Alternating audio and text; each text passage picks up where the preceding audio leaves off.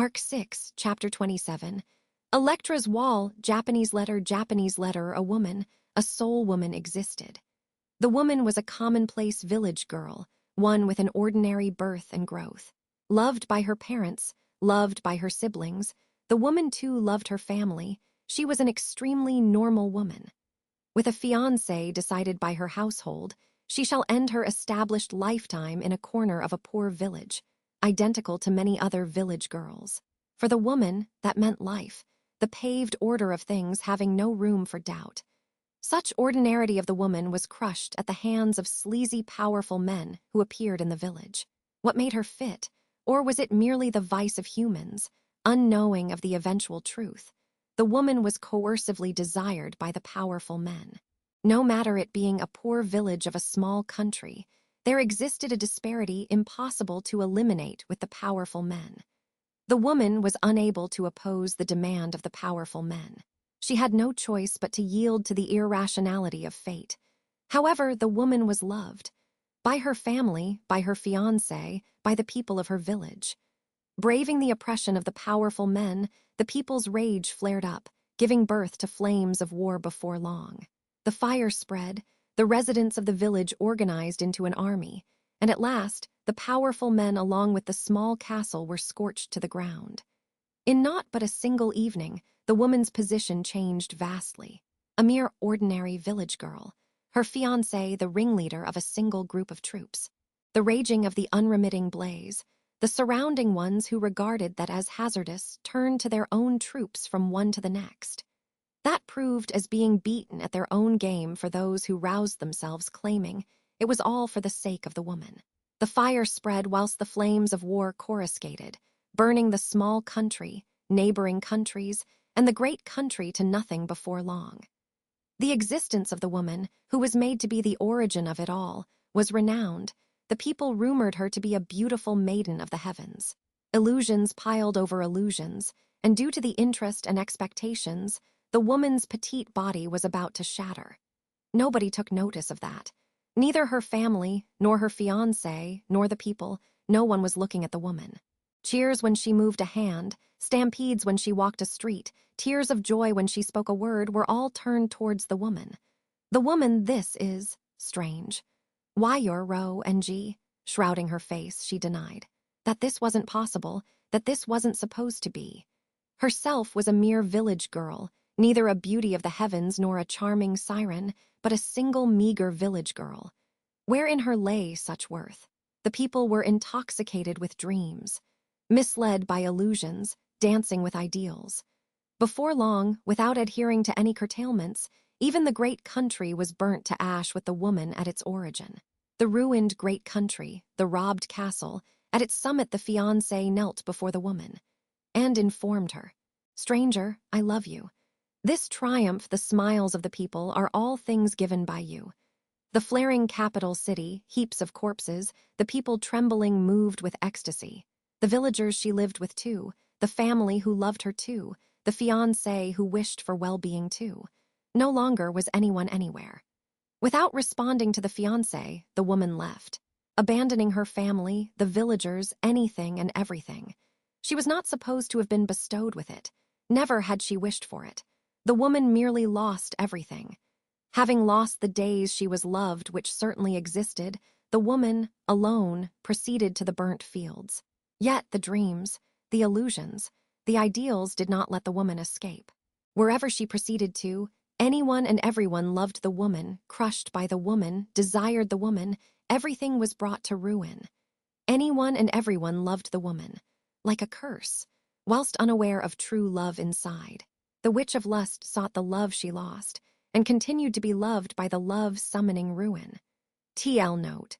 I wanted to give some more flair to the man's Japanese letter quirk, so I will translate this as ya prick when he speaks to males/collectively, and ya twat when speaking to females. He can be a 400-year-old chav now.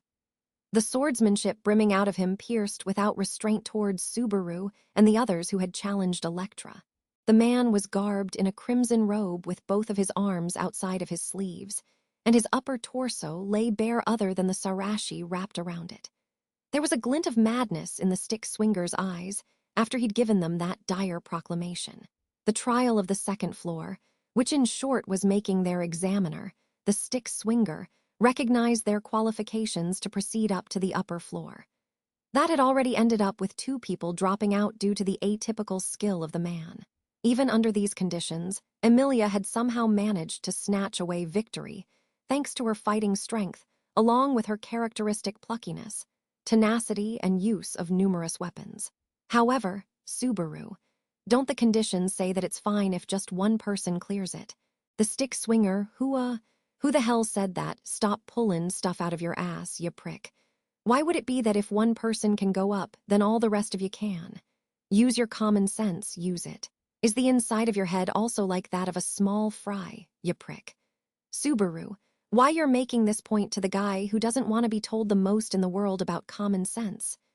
Subaru groaned at the perfectly reasonable point which the man had made, who now crossed his chopsticks over, one held in each hand, with a clack. In actual fact, the one who jumped to conclusions about the clear conditions of the trial had been Subaru himself. The trial on the 3rd floor had involved solving a puzzle, and when it had been solved, the structure of the room itself had changed. So it was possible to say that he'd jumped to that conclusion. He'd incorrectly assumed that a new library would materialize if one of them cleared the trial of the 2nd floor. If his assumption had collapsed, and clearing the trial would require each of their strengths in battle, then it was pretty safe to say that beating this trial would be futile. The condition which Emilia had managed to achieve, namely, to move the man even one step, they'd seen now just how hard achieving that was in stark contrast to its seeming simplicity. Speaking clearly about it, Emilia was currently the strongest amongst everyone who'd come to challenge the Pleiades watchtower along with Julius. Though as long as Julius' contract with his quasi-spirits was gone, he could objectively say that she was the strongest amongst them. The man had been extremely negligent in their first bout, and that had ended up allowing Emilia to defeat him. In summary, they'd pitted their strongest vanguard against their enemy when he was at his weakest. They had managed to beat him once, but now that it had become a tournament where everyone had to beat him, they would have to pit everyone else, who weren't as good at fighting, against this man who had no more chinks in his armor. Move the man one step. Were they really going to be able to achieve a victory like the one Emilia had snatched away from of a combination of good fortune and an attack of that caliber? Beatrice. Wait up, in fact. There's a key mistake in what you're saying, I suppose. The stick swinger, a mistake. Shuddering at the prospect, Subaru tried to look for a glimmer of victory amidst their terrible predicament. Beatrice, who was right beside him, firmly squeezed his hand so to calm him down and spoke out to the man. The man grew sullen as he heard her words and pointed his uncovered eye towards Beatrice. The stick swinger, what're ya sayin', ya twat? You've come 10 years too early, ya twat. No, at least 5, ya twat.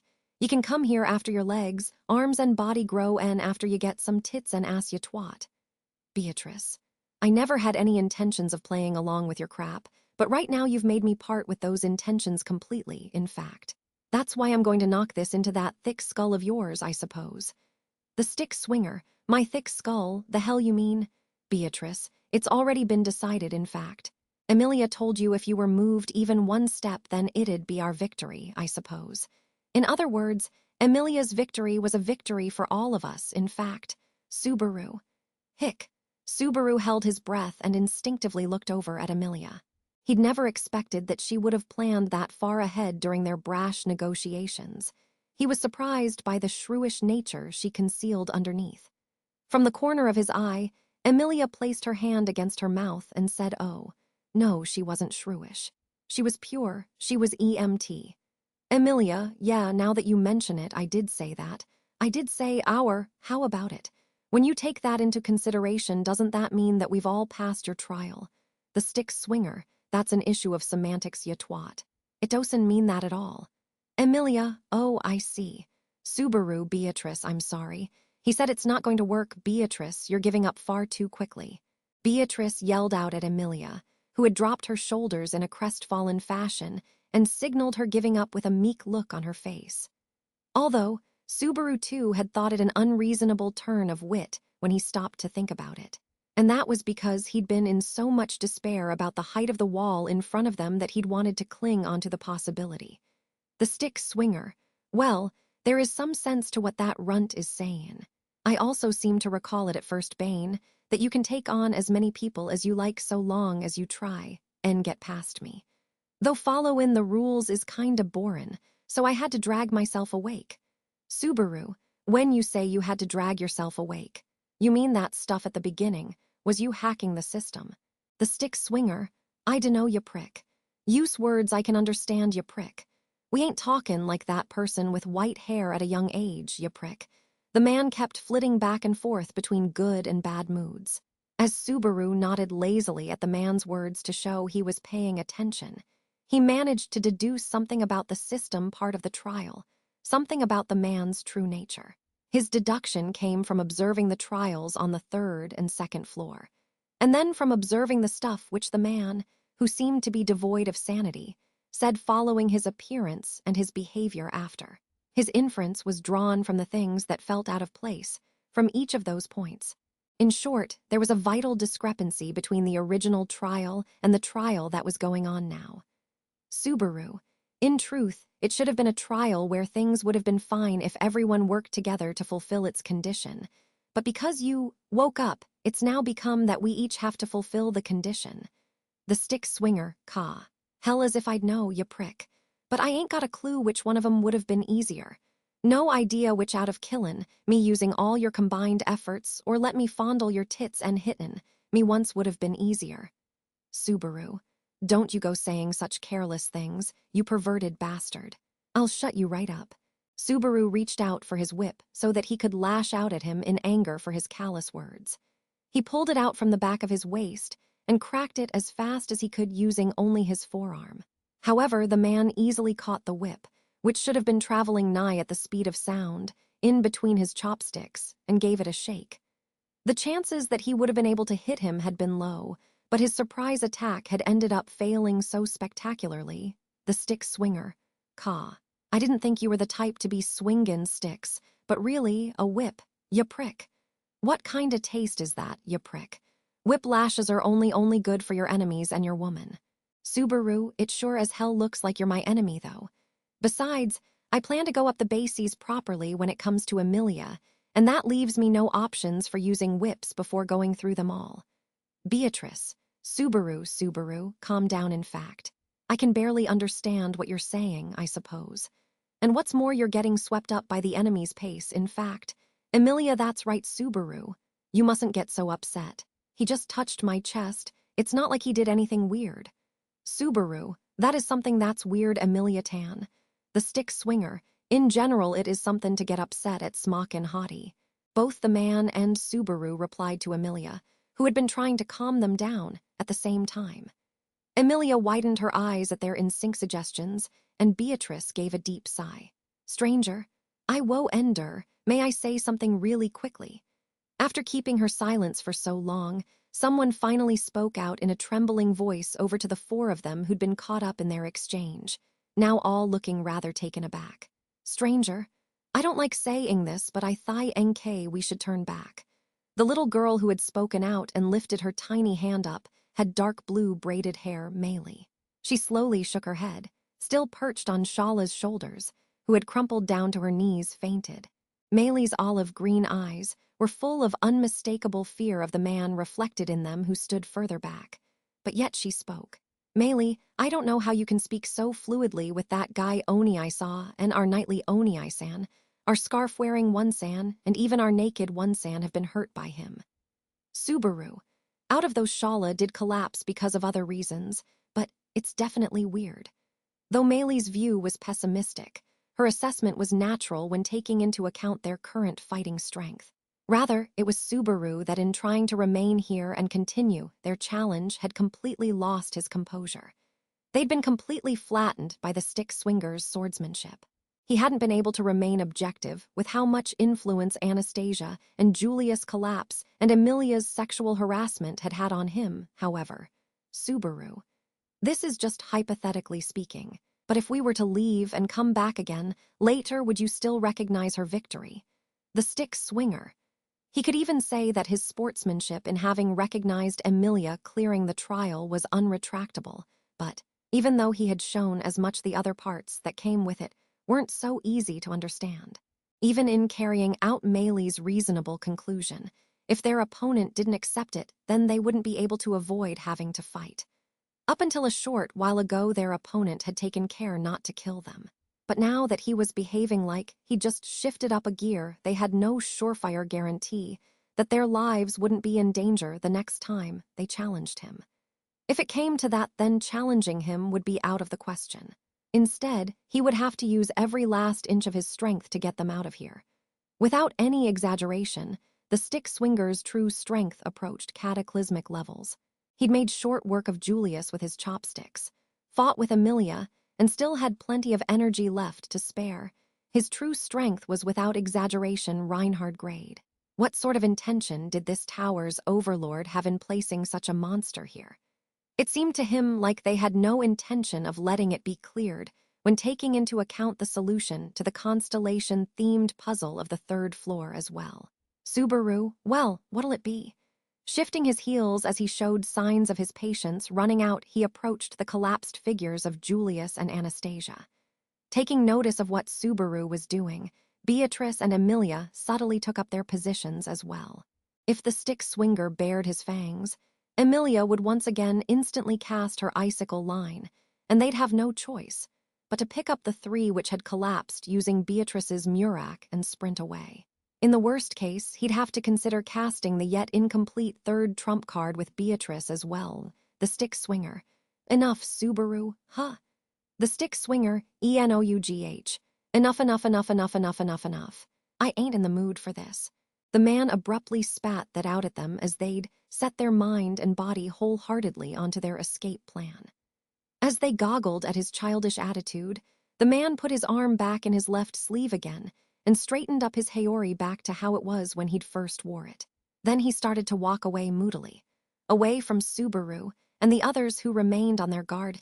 He grumpily made his way to the sword of selection, which had been kicked away. The man stepped on the fallen sword, flicked it up and lazily took hold of it. Then he vigorously thrust its tip down onto the white floor, and the sword returned to the same state it had been when the trial had started. And then the stick swinger, Clausen up shop. Scram ya pricks, I'm tired of this, hurry the hell up. He flumped down on the spot with a thunk and spat those words out, sitting with one knee raised up. Subaru. Wait. You're freewheeling far too much. What the hell's this about? Are you really going to haphazardly decide the particulars of the trial depending on your mood? The stick swinger. You sure are noisy, ya prick. The discretion here has been left to me from the start, ya prick. If I say no, then it's a no. Subaru instinctively became speechless at hearing his arrogant manner of speaking. At Subaru's surprise, the man continued and said besides, the stick swinger. When I don't feel like doing something, I don't mess about. So, ya prick, are you gonna do what I said? Subaru. Subaru's whole body was bathed in chills from an intense gust of wind whooshing by. The man had cast aside all of his weapons and even tucked away his chopsticks in his bosom pocket, and his lips had curled. It did certainly look like a smile, but it was of a different nature to the one which he'd been showing so far. Ferocious as it wasn't a smile that gave off a sunny atmosphere. Rather, his smile was like that of a crazed beast exuding a dark, sanguine, gruesome intent to kill. Emilia. A small groan could be heard. Not from Subaru, but from Emilia, who should have been by his side. She had one of her hands against her pale throat, and her jewel-like eyes were widened in surprise. Her knees fell from beneath her, and she sunk down onto the floor. It was as if she had noticed in that moment that she was unable to stand up by herself and forgotten how to breathe. Subaru. HH. And it was the same for Subaru as well, who'd suddenly become aware of his breathing as soon as he saw Emilia's reaction. Before he could even notice, Subaru had dropped to his knees in pain, and his whole body was drenched in sweat. He was in the same state as Emilia. No, he was worse off than her. He'd been completely daunted by the man's presence. It's as if he'd started to forget even that his heart was beating, and that he was starting to be killed. If there'd been no one around him to make him remember about that in the surroundings, he would have died from the power in the man's eyes alone. The stick swinger. Go rack your brains and see if you can find a way to win ya prick.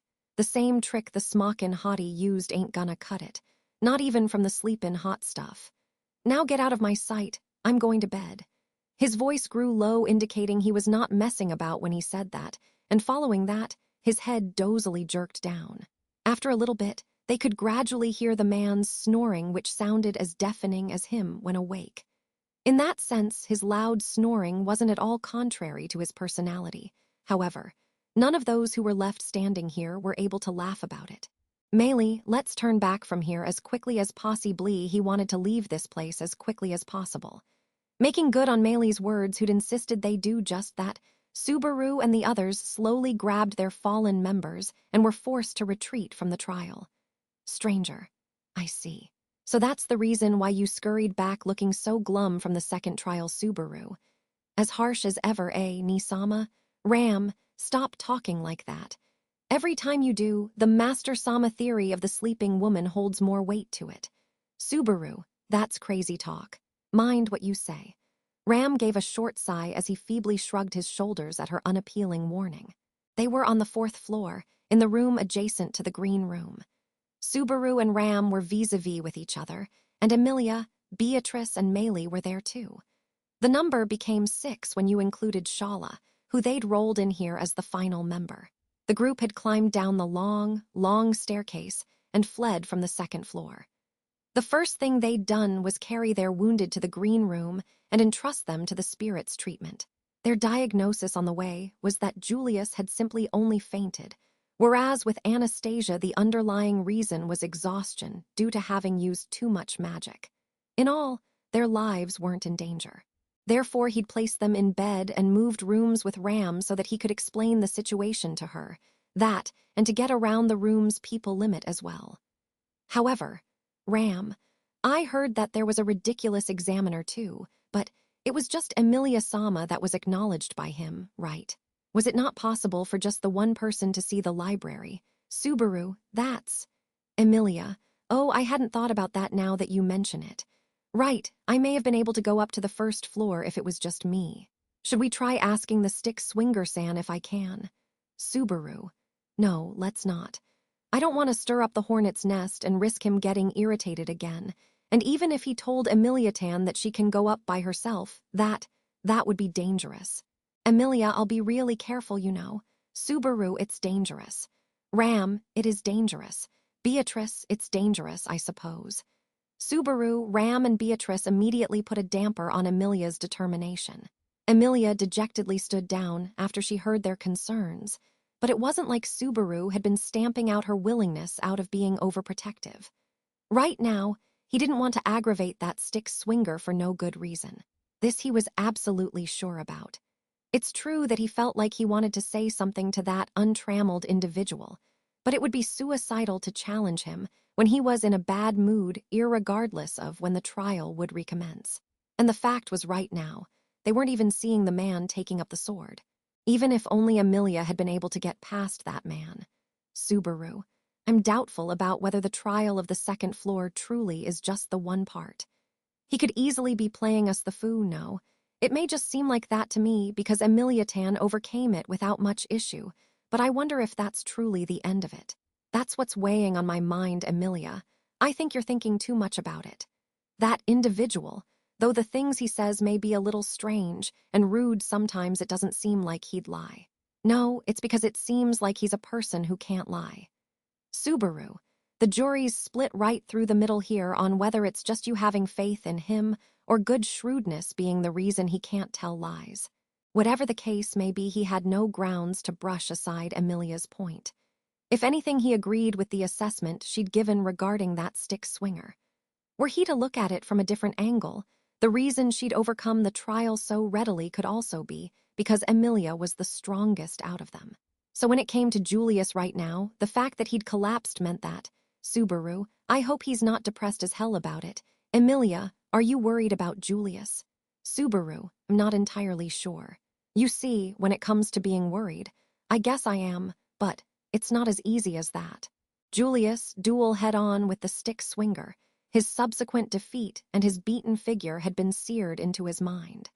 He probably wasn't overthinking his anxiety when he looked back on how Julius had looked in his last moments. His skill with the sword had been nowhere near his opponent's. He'd been toyed with like it had been child's play, and finally even his knightly sword had been broken. Subaru. There's another sword in our dragon carriage, but that isn't going to be the issue here, I imagine, Beatrice. Swords can be reforged. I really don't get all the fuss, I suppose. Subaru. But Biko, don't you take good care of the handkerchief, mittens, and apron I made you? What I'm saying is that those things are more special, and it's as if they were torn. Beatrice, I apologize for saying something so stupid, in fact. Beatrice meekly took back her callous remark, and Subaru stroked her head, letting out a sigh.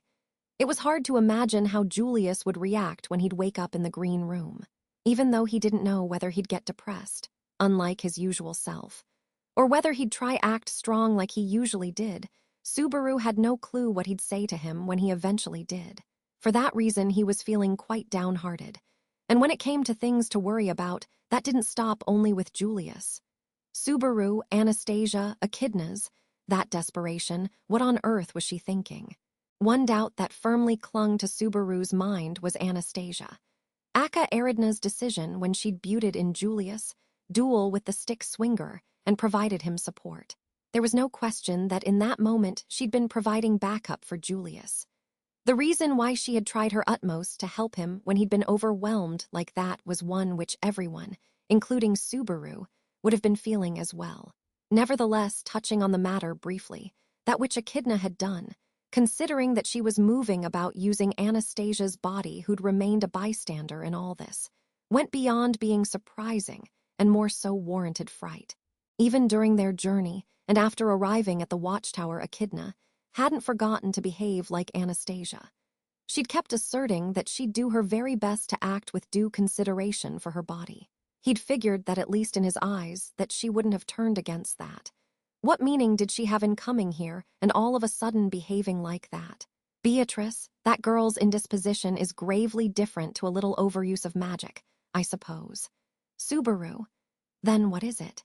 Beatrice was the only one who shared knowledge of the situation regarding Anastasia and Echidna, and she quietly whispered those words into the brooding Subaru's ear. When Subaru posed his question, Beatrice continued her words by saying, to put it simply, Beatrice, Bubby, Betty, and that scarf are special among spirits, in fact. We're all more powerful than lots of other kinds of spirits, but we make up for it by having other restrictions instead, I suppose. I needn't have to explain it to you now, in fact. Subaru, MHM. Since you want me all to yourself by me signing a contract with you, I cannot sign a contract with other spirits. You can rest assured that I'm yours, Biko, Beatrice. It's nothing as cheerful as that, I suppose. This is more about that scarf spirit, in fact. It's true that she's borrowing that girl's body, but I realized something as we made our way here, I suppose. That girl has no magic to her which she can use other than her odd, in fact. Subaru, none other than her odd. Beatrice, she's the same as you, there's a defect in her gate, I suppose. Its valve is broken, and its ability of drawing in mana from the outside is kaput, in fact. So she can't use magic unless she whittles down her own life, I suppose. Subaru, then that means... It can be fatal. Subaru gulped at that realization. Subaru was in shock of the problems which Anastasia's body bore. They would be severe handicaps in a world like this. He recalled the words which Anastasia Akea Aridna had said before, "My trump card whittles at my body." She'd meant those words literally. And now that this fact had become clear, Subaru had ended up becoming more and more bewildered. If in fact Echidna's misuse of Anastasia's body had been for nothing other than to shorten her host's life, then, Subaru, why did she always try to help Julius? It didn't look like this was something she'd done out of some intricate plan. Undoubtedly, taking this risk from worry of Julius' condition must have been behind that act of desperation. Was Echidna attracted to Julius? Was that one of the powers of his divine protection of gathering spirits as well? Ram. I'm worried about Anastasia-sama and the knight Julius as well, but we have other issues that we need to deal with, don't we? Subaru. I guess you mean that stick-swinger Ram. That's right. It may seem cold-hearted, but for me, what we'll do about the trial is more important. If we can't get past it, then we aren't going to find a way to get Rem back. Ram interrupted Subaru's thoughts and, in a sense, voiced quite a cold-hearted opinion. Just as she'd acknowledged, her words were a little lacking in consideration. But Subaru wasn't going to blame her for that. Ram, he couldn't see it, but he could feel a tinge of irritation concealed behind Ram's stiff expression. Likely due to frustration that the possibility of getting her lost younger sister back was now an arm's reach away, and yet it remained so far still. Subaru could sympathize with that. Emilia, he dressed casually, had an eye patch, red hair, blue eyes. He had an awfully self-assertive, violent physique, though. Subaru, did anyone familiar come to your mind? If you don't see the real thing, you probably won't be able to imagine him, but he's with no exaggeration strong as a monster. Maybe around Reinhard grade. Ram, a real nightmare, huh? Emilia, though what Subaru's saying is no lie. I've never seen Reinhard's true strength, but well, I think he was as strong as that. Emilia followed up Ram's words, detailing her thoughts having actually fought the man. There was no benefit in telling lies here.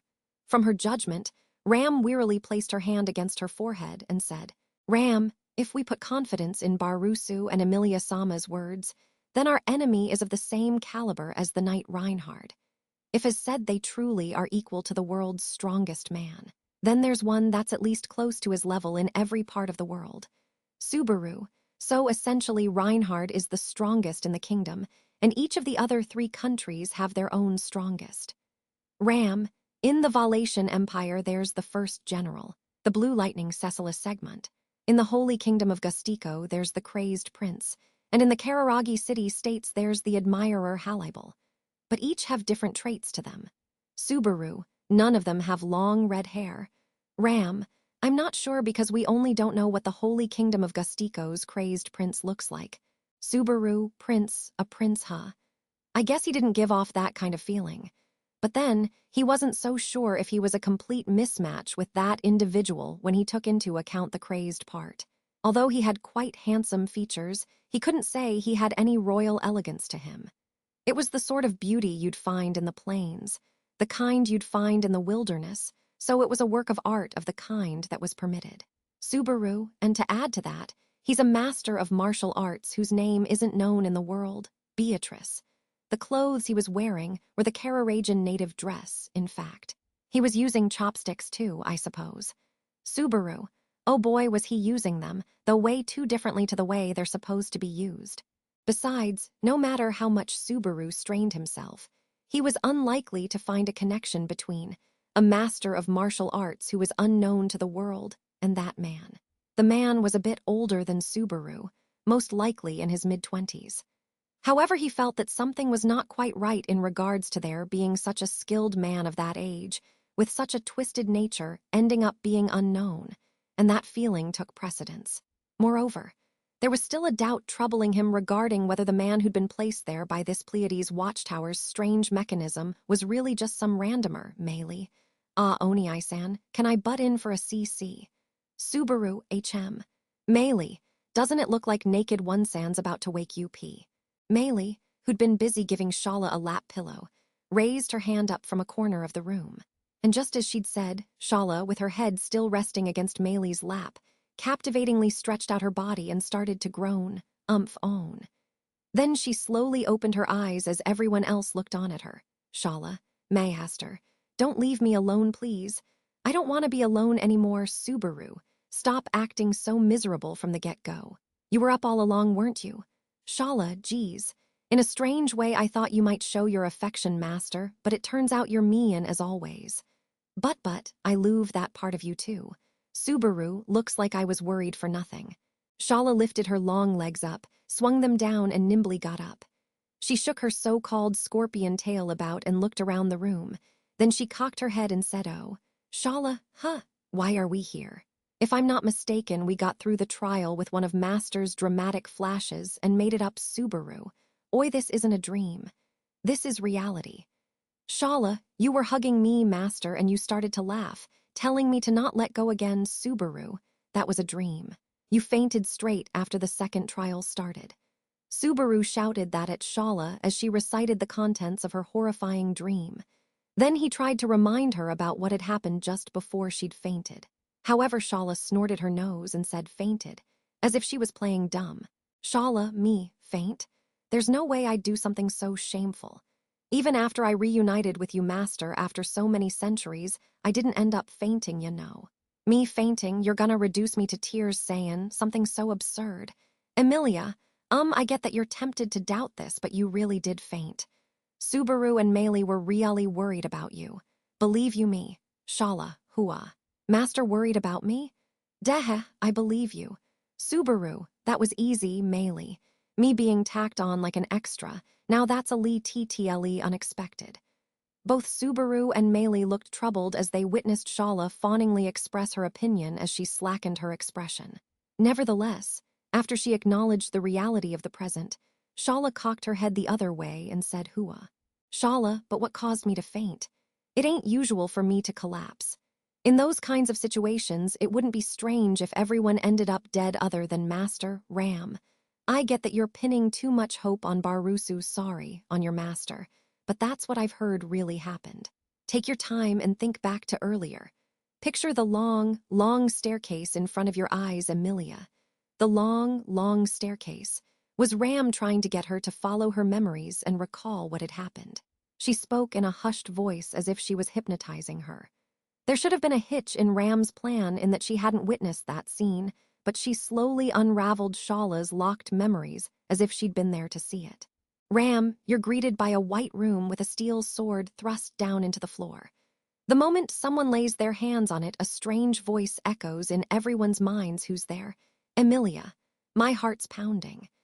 Both Shala and Emilia were reliving the experience thanks to Ram's emotional recitation.